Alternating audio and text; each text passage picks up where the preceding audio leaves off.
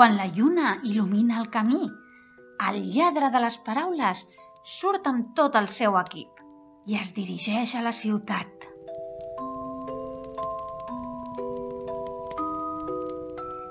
Allà rastreja les veus i les llums. Sense que ningú el vegi, trepa per les teulades. Comença la collita.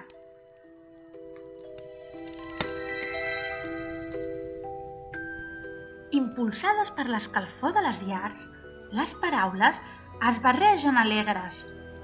El lladregot les atrapa en les turbulències de fum que surt per la xemeneia. El que més li agrada són les històries que s'expliquen als nens. Mira com pugen poquet a poquet i com s'esvaeixen en el silenci de la nit. I a vegades es queda adormit. Després torna a casa amb les alforges plenes, ansiós per veure la seva collita. A la cabana, les paraules es posen a jugar i a cantar. N'hi ha de molts tipus: saltaires, tendres, verdes, estrangeres, molt grosses i vermelles d'ira, i algunes tan llargues que és impossible pronunciar-les.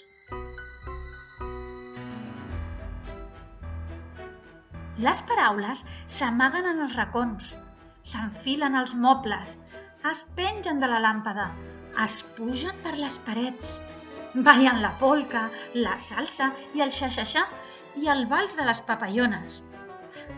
La festa és tot un èxit, però a poc el terra es cobreix de síl·labes deslligades.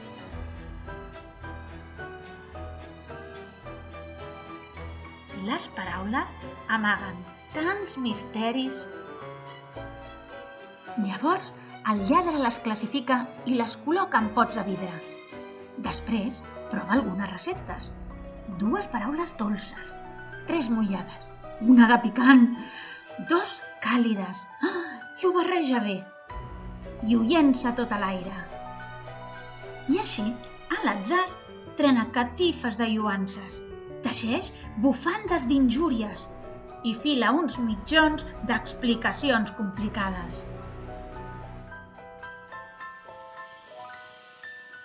Amb una mica de pràctica, aprèn les mesures correctes. Aconsegueix inventar històries i se les explica als animals del bosc. Aquests l'escolten molt atents, però guarden silenci. Així que decideix tornar a la ciutat. Ocult entre les ombres, observa els habitants il·luminats per la lluentor de les làmpades i escolta les paraules que vibren travessant les finestres.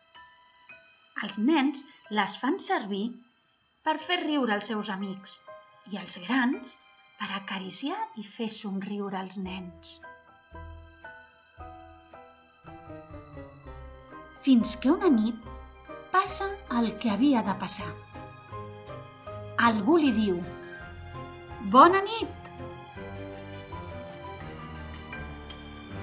I pum, catapum, pim, pam, pum!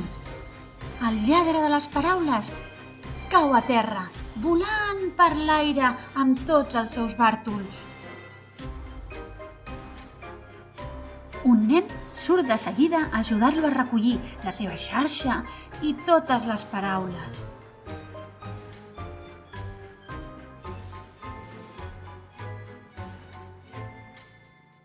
Llavors, el lladre de les paraules li diu: «Gràcies».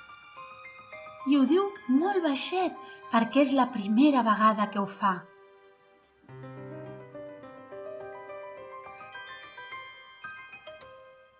A partir d'aquell moment queden quasi totes les nits. El lladregot porta nous i el nen, caramels. A la cabana ressonen els seus riures i les seves històries. Junts exploren els racons més secrets del bosc i els millors amagatalls de la ciutat.